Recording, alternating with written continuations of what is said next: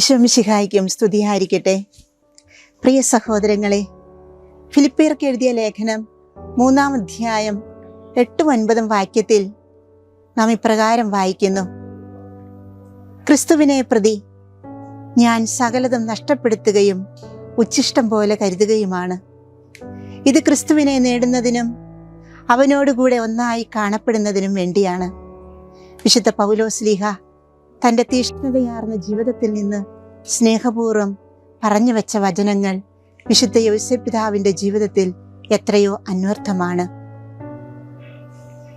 തൻ്റെ ജീവനും ജീവിതവും സ്വപ്നങ്ങളും എല്ലാം ദൈവത്തിനും ദൈവത്തിൻ്റെ ഇഷ്ടങ്ങൾക്കും വേണ്ടി മാറ്റിവെച്ച ജോസഫ് തൻ്റേതായ കാര്യങ്ങൾ ഉച്ഛിഷ്ടം പോലെ വലിച്ചെറിഞ്ഞു.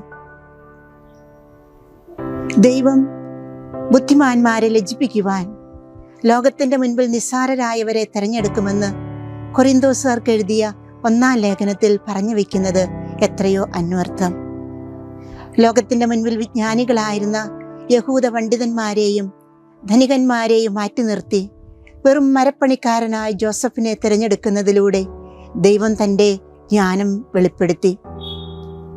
ജോസഫ് ആകട്ടെ ദൈവഹിതത്തോട് ചേർന്ന് നിന്നുകൊണ്ട് ദൈവത്തിന് കൃത്യമായി പ്രത്യുത്തരം നൽകുന്നു. പരിശുദ്ധ അമ്മയെപ്പോലെ ആമേൻ പറയുവാൻ വിശുദ്ധ യോസേപ്പിനും ജീവിതകാലം മുഴുവൻ കഴിഞ്ഞിരുന്നുവെന്ന് നമുക്ക് സംശയലേശമന്യേ പറയാൻ സാധിക്കും.